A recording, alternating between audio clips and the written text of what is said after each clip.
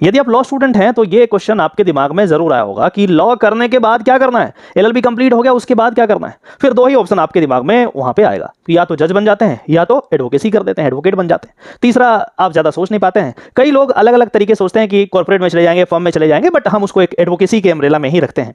दो ऑप्शंस आपके पास यूजुअली आते हैं। अब कैसे डिसाइड करना, बड़ा उलझन वाला ये सिचुएशन होता है, समझ में नहीं आता कि आखिर कैसे डिसाइड करें। किसी भी डिसीजन लेने से पहले आपको इंटर्नशिप जरूर करना चाहिए। जब आप इंटर्नशिप करते हैं तो उसमें आप एडवोकेट के साथ एसोसिएटेड होते हैं और वहां से कुछ सीखते हैं। जब आप एडवोकेट के साथ एसोसिएटेड होते हैं तो आप कोर्ट में जाते हैं, कोर्ट में जज को भी ऑब्जर्व करते हैं। जज साहब को ऑब्जर्व करने के बाद एटलीस्ट फॉर 6 मंथ या फिर 1 साल कर लें तो बहुत अच्छी बात है। कम से कम 6 महीने से लेकर के 1 साल का बिल्कुल इंटर्नशिप आपको करना चाहिए, ताकि आपके पास क्लैरिटी हो कि आखिर मुझे जज क्यों नहीं बनना है, आखिर मुझे एडवोकेसी में क्यों आना है। मैं पर्सनली यदि आपको बताऊं तो मैंने अलग अलग तरीके के जजेस को देखा है। हमने 2 कैटेगरी के जजेस को देखा है। एक तो वो होते हैं जो पैशनेटली जज ही उनको बनना है तब वो आए हैं। दूसरा कैटेगरी होता है कि यार एडवोकेसी में बहुत भाग दौड़ है, बहुत मेहनत है, पैसे नहीं है, बहुत दिक्कत आएगा, तो उस दिक्कत से, उस उलझन से बचने के लिए जज बन जाते हैं।